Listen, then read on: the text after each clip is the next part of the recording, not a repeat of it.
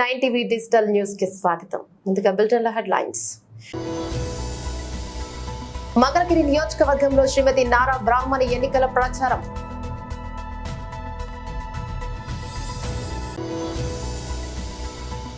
ఆనాడు ఆర్మూరు రైతులు అండగా నిలబడ్డారు. నేడు ముఖ్యమంత్రిగా మీ ముందుకు వచ్చా సీఎం రేవంత్ రెడ్డి. హైదరాబాద్ నుంచి పరిశ్రమలు వెళ్లిపోయే ఐటీ ఇండస్ట్రీ దెబ్బతినే పరిస్థితి నెలకొంది KCR. Congress minority vote bank రాజకీయాల కోసం ఎస్సీ ఎస్టీ ఓబీసీల రిజర్వేషన్లకు తూట్లు పొడుస్తోంది ప్రధాని నరేంద్ర మోదీ. మంగళగిరి నియోజకవర్గంలో శ్రీమతి నారా బ్రాహ్మణి ఎన్నికల ప్రచారాన్ని నిర్వహించారు. మన మోదీ గారు రాజమండ్రికి వచ్చినప్పుడు కూడా నారా లోకేష్ గారు ఆయన్ని మన పసుపు మంగళగిరి శాల్వాతో ఇక్కడికి వెల్కమ్ చేయడం జరిగింది. నాకు నిజంగా ఎంతో గర్వంగా అనిపిస్తుంది. శ్రీరత్న గారు కూడా చెప్పారు, ఇక్కడున్న చేనేత కార్మికులు ఎంత కష్టపడతారు, ఒక్క చీరని లేకపోతే ఒక్క వస్త్రాన్ని బయటికి తీసుకురావడానికి ఎంత పనులు చేస్తారు.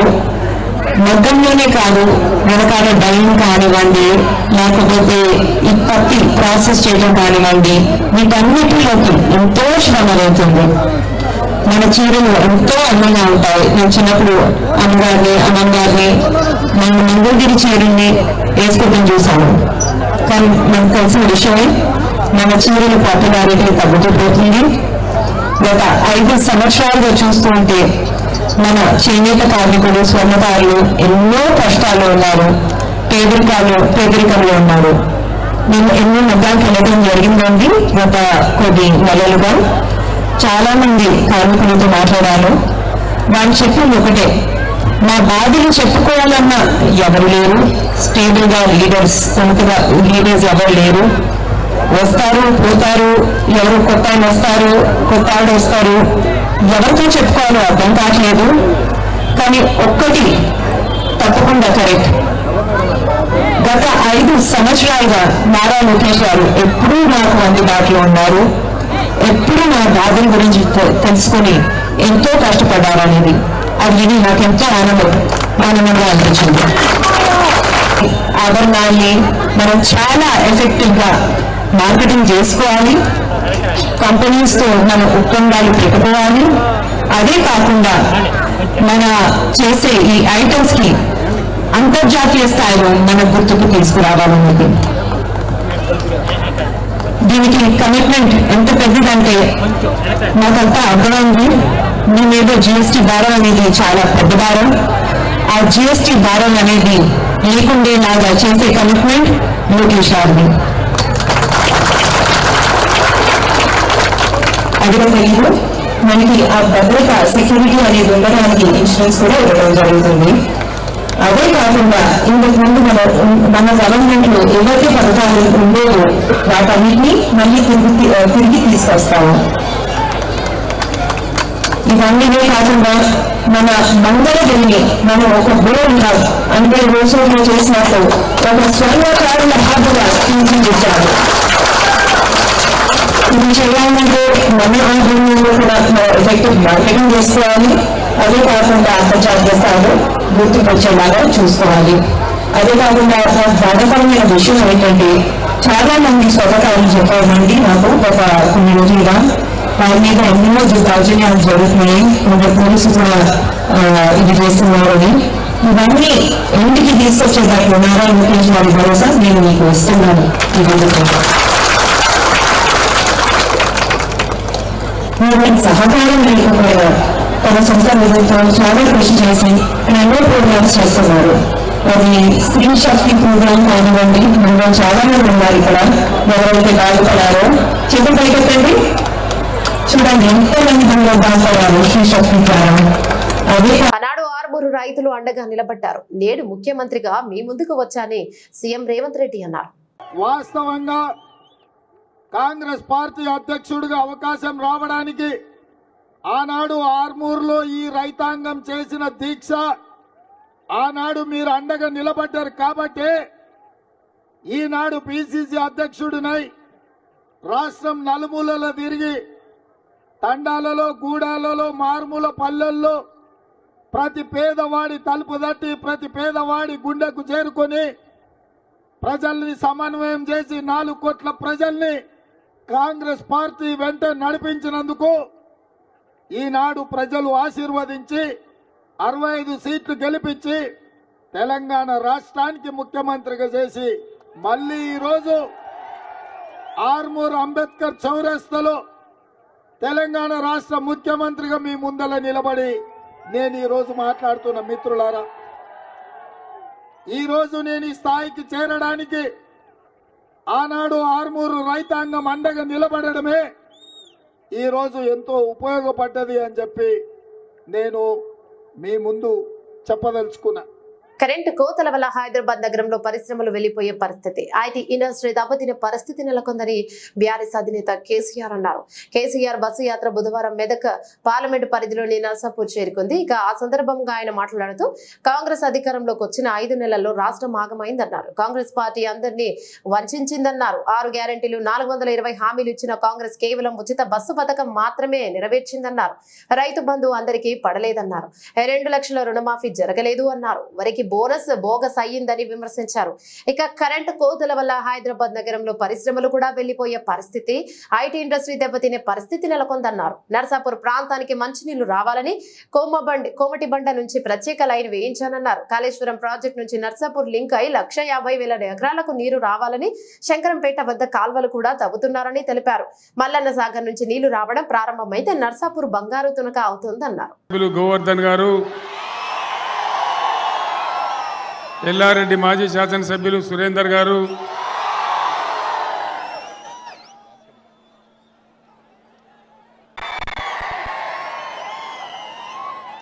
బీఆర్ఎస్ రాష్ట్ర నాయకులు, బీఆర్ఎస్ పార్లమెంట్ అభ్యర్థి గౌరవనీయులు గాలి అనిల్ కుమార్ గారు,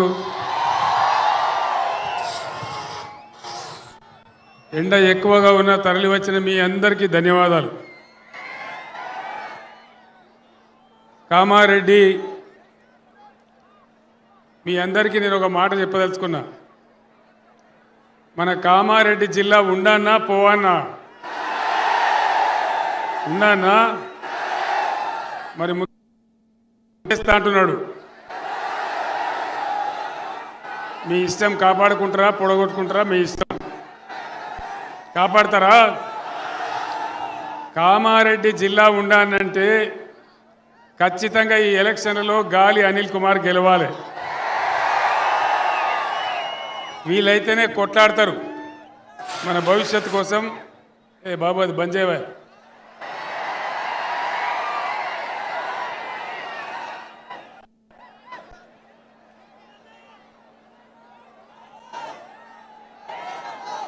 నరేంద్ర మోడీ ఈ దేశ ప్రధానిగా 10 సంవత్సరాల నుంచి పనిచేస్తూ ఉన్నాడు. ఒక 150 హామీలు ఇచ్చినాడు ఆయన. ఒక్క హామీ అని నెరవేరిందా? సబ్కా సాత్ సబ్కా వికాస్ జరిగిందా? సబ్కా సత్యానారాయణ దేశం దెబ్బతిన్నది. రూపాయి విలువ డాలర్తో చూసుకుంటే 84 రూపాయలైంది. ఎక్స్పోర్ట్స్ అన్ని బంద్ అయిపోయినాయి, ఇంపోర్ట్స్ పెరిగిపోయినాయి. దేశ ఆర్థిక పరిస్థితి దిగజారుతా ఉంది. మేక్ ఇన్ ఇండియా అన్నాడు, ఏమైనా జరిగిందా? Make in India, digital India అన్నాడు, ఏమైనా జరిగిందా? బేటీ పడావో బేటీ బచావో ఏమైనా జరిగిందా? అచ్చే దిన్ వచ్చిందా? అచ్చే దిన్ రాలేదు, కానీ సచ్చే దిన్ అయితే గ్యారెంటీ వచ్చింది.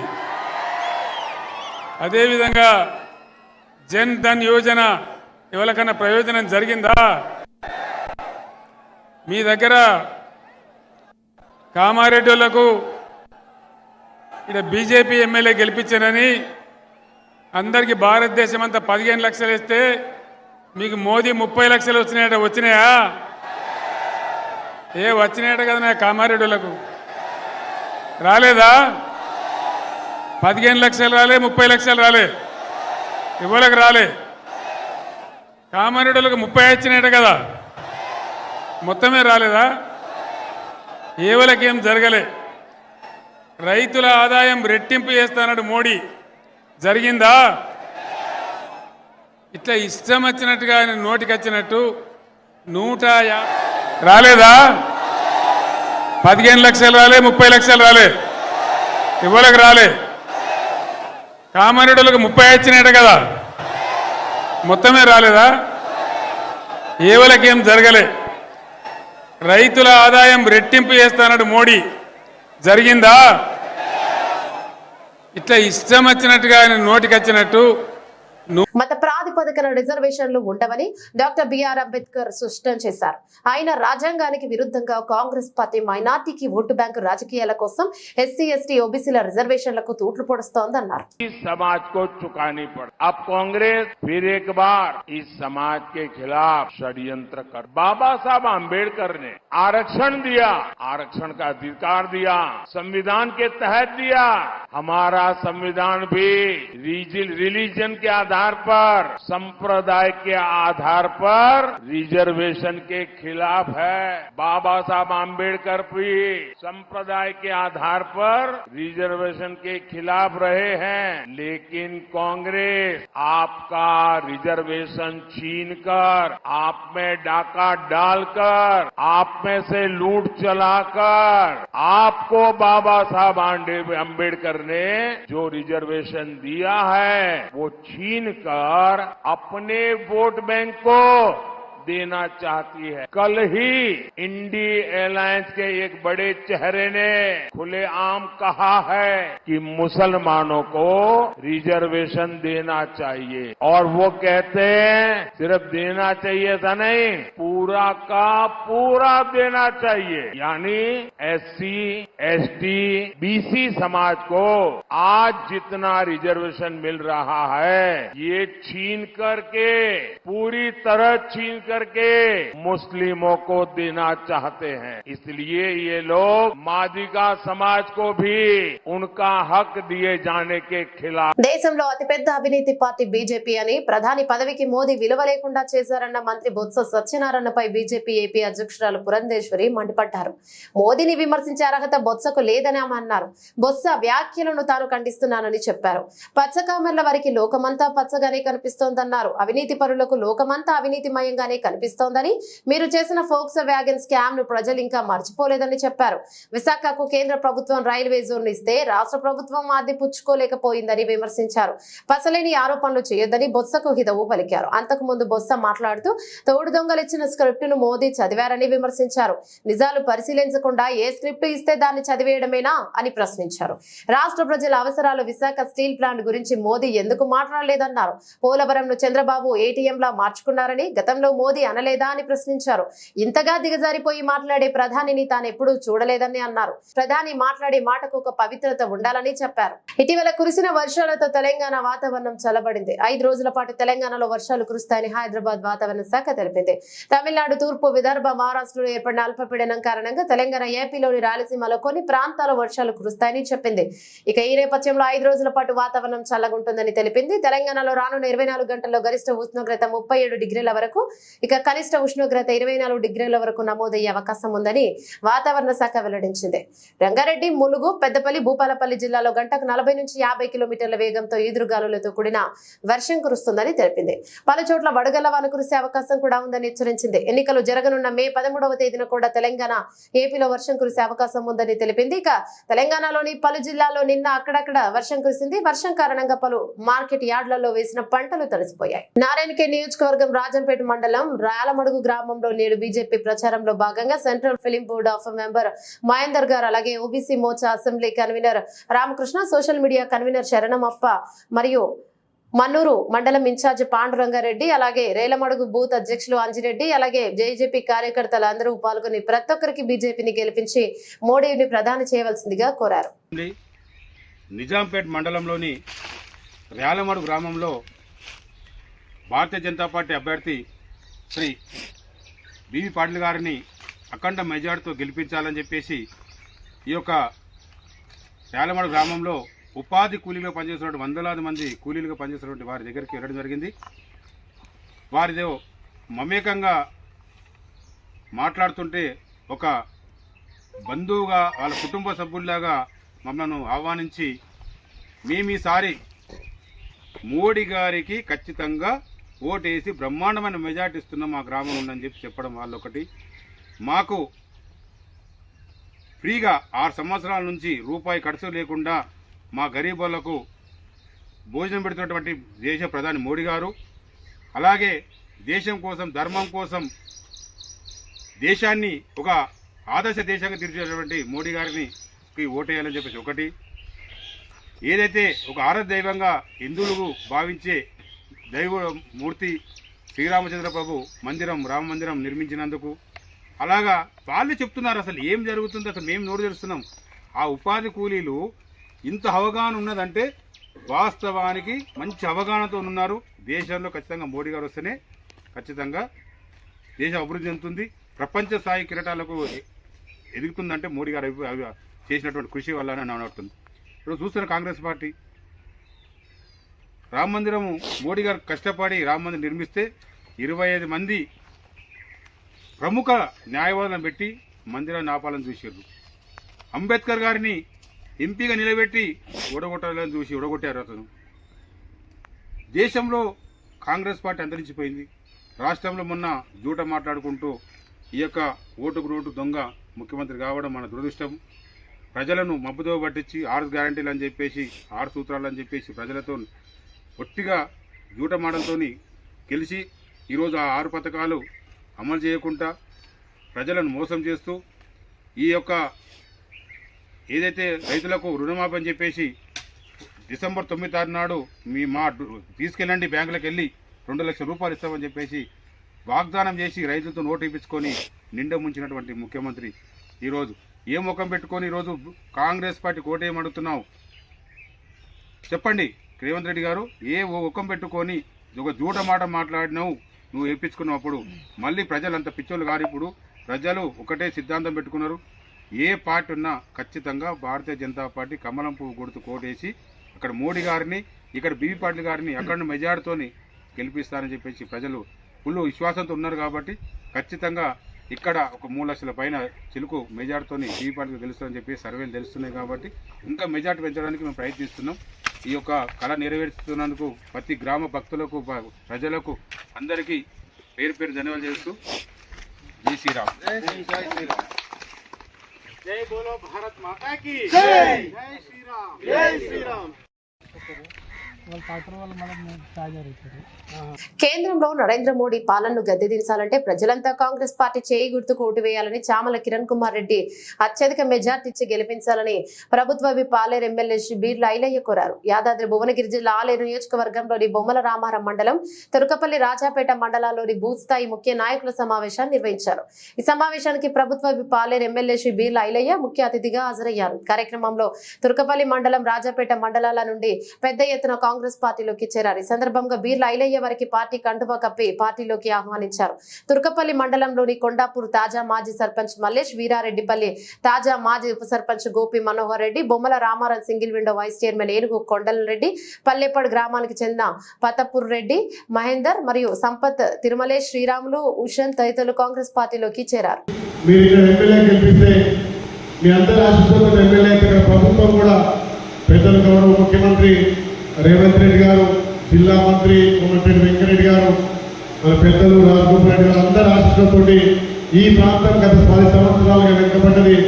అభివృద్ధి కావాలంటే యువకుడు అందరితోటి కలిసిమెలిసి ఉన్నటువంటి నాయకుడు అని చెప్పి ప్రభుత్వం విప్లవం ఇవ్వడం, ఈ ప్రాంతాన్ని ఇంకా అభివృద్ధి చేయడం కూడా మనకు అవకాశంగా ముందుంది. కాబట్టి ఏ ఉత్సాహంతో అయితే మీరు మొన్న పనిచేసారో అదే ఉత్సాహంతో ఇప్పుడు పనిచేయడానికి అందరం కలిసికట్టుగా మొన్న వచ్చినటువంటి మెజారిటీ కంటే కూడా ఇంకా భారీ మెజారిటీ రావాలి. మొన్న జరిగినటువంటి అసెంబ్లీ ఎలక్షన్లో మన పార్టీ అధికారం లేదు. గత 10 సంవత్సరాలుగా అధికారంలో టీఆర్ఎస్ ఎన్నో ఇబ్బందులు పెట్టింది. ఎంతో మంది కాంగ్రెస్ నాయకుల మీద, కార్యకర్తల మీద కేసులు పెట్టింది. వాళ్ళ అధికారం దుర్వినియోగం చేసి మన మీద పెత్తనం చెలాయిస్తే కూడా ఎవరు కూడా మొక్కువ ధైర్యంతో ముందుకు వచ్చి అధికారం లేనప్పుడే మనం అధికారం ఉన్నట్టుగా ప్రతి గ్రామాన కాంగ్రెస్ కార్యక్రమాలు కానీ, కాంగ్రెస్ సేవలు కానీ మీ అందరి సహాయ సహకారం చేశారు. కాబట్టి ఇప్పుడు అధికారం వచ్చింది, మనకు ఒక ఎమ్మెల్యే ఉన్నాడు, మన ప్రభుత్వం ఉంది,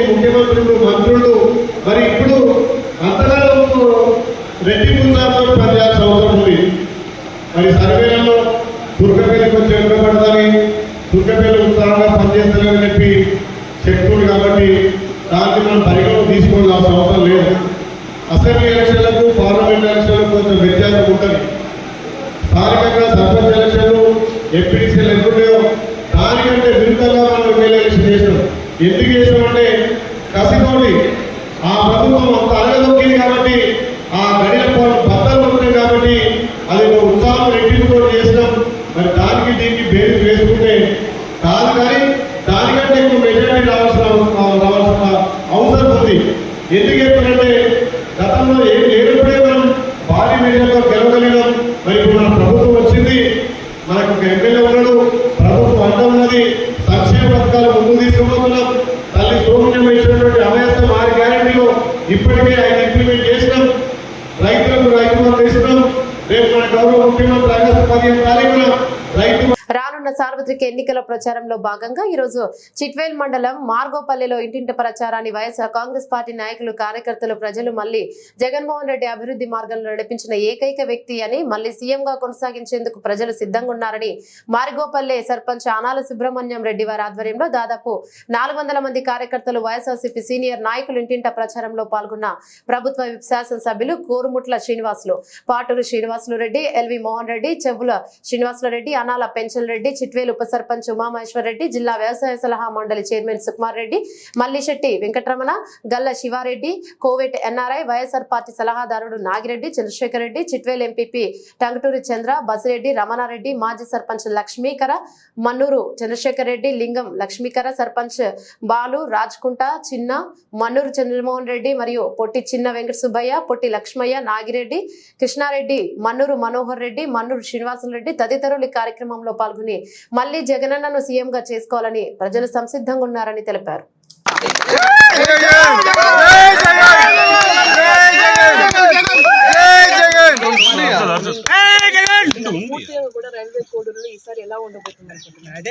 ఖచ్చితంగా ప్రజలు ఏ గ్రామం పోయినా ఎక్కడ పోయినా కానీ ప్రజలు చిరునవ్వుతో మనం ఆహ్వానిస్తున్నారు.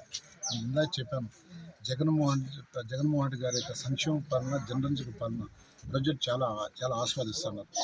ప్రతి పదవి ఇంటి డోర్, మేము ఇంటికి అడుగు వాళ్ళ ఇంటి వైపు చూస్తూనే ఉన్నారు, ఆహ్వానిస్తున్నారు. మీరే చూసిన ప్రాక్టికల్గా ఎంత అద్భుతంగా ఉన్నారు. కాబట్టి ఎన్ని కూటములైనా జనసేన, బీజేపీ, టీడీపీ, ఇండైరెక్ట్గా కాంగ్రెస్, ఇంకా వామపక్షాలు ఎన్ని కలిసినా దేవుడి పైన ఆశీర్వదిస్తున్నాడు. జగన్మోహన్ రెడ్డి గారి యొక్క సైన్యం తిరుగుతూ ఉంది. మా ప్రజలందరూ కూడా మా వైపు ఉన్నారు, ఖచ్చితంగా మనం ఆశీర్వదిస్తారు. దాదాపు 30,000 మెజార్టీతో ఖచ్చితంగా 100% మేము గెలుస్తాం. కేడర్ చేసే ప్రతిభ మా కేడర్స్ పొందండి. ప్రతి కార్యకర్త, ప్రతి కేడర్ కూడా వేసే ఆడ బ్యాంకుల్లో నీళ్లు లేక అలమటానికి చలమైన పరిస్థితి, ఎంతో దారుణమైన పరిస్థితి. కారణం 100% చదవడం ఎక్కడ కూటమి. అవి కాక మళ్ళీ ఈరోజు మరి కొత్త ఒకటి నాటకాలు తీస్తున్నారు. ఈరోజు దాన్ని కొత్త ఏం కాదు, ఎందుకంటే రాష్ట్ర ప్రజలు తెలుసు, అందరూ కూడా తెలుసు చంద్రబాబు నేచర్ ఏంటో, ఆయన నైజం ఏంటో కూడా తెలుసు. ప్రజలకు బాగుంటే ఇష్టం ఉండదు, ప్రజలకు ఏమైనా సంక్షేమ పథకాలు అందిస్తూ ఉంటే దానికి ఒప్పుకోదు. ఈరోజు చూడండి, హౌసింగ్ విషయం దాదాపు 31 లక్షల మందికి ఇల్లు ఇస్తాం. అంటే దేశ చరిత్రలో ఇంత గణనీయమైన సంఖ్య ఎక్కడ లేదు. ఈరోజు ప్రతి పేదవాడికి, అంటే ప్రతి మహిళకు వాళ్ళ పేరుతో రిజిస్ట్రేషన్ చేయించేసే ఇల్లు అది. దాన్ని తట్టుకోలేక వేరేతో కోర్టు కలిపి దాన్ని అవ్వగలరు. ఈరోజు పేద ప్రజలు, ఎస్సీ కావచ్చు, బీసీ కావచ్చు, మైనార్టీ కావచ్చు, అగ్రవర్ణ పేదవాళ్ళు కావచ్చు, అందరూ కూడా డబ్బులు ఉంటాయి, పోతాయి. కానీ చదువు అనేది ఎప్పుడు కూడా ఒక ఆయుధం. అంబేద్కర్ ఎవరు ఏం పెట్టారో, చదువు ఏనుగు బలం అంటారు. ఎక్కడ పోయినా అటువంటి పరిస్థితులు జగన్మోహన్ రెడ్డి గారిని ఈరోజు నాడు నేడని పెట్టి చదువు విపరీతంగా డెవలప్ చేసి, దాంతో కూడా ఇంగ్లీష్ మీడియం ప్రపంచాన్ని పోటీపడిన నేపథ్యంలో దాన్ని కూడా కోర్టుకు వేశారు. దాన్ని తన మనుషులతో కోర్టుకు స్టార్ట్ చేయించాడు. ఇన్ని కూడా ఒకటే కాదు, 2 కాదు.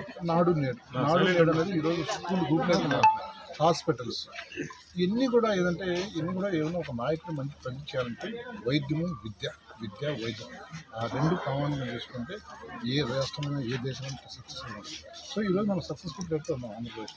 ఈరోజు బులెటిన్ ముగించే ముందు హెడ్లైన్స్ మరోసారి.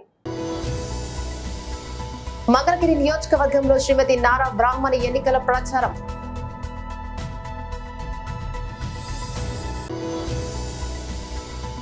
ఆనాడు 6 రైతులు అండగా నిలబడ్డారు. నేడు ముఖ్యమంత్రిగా మీ ముందుకు వచ్చా సీఎం రేవంత్ రెడ్డి.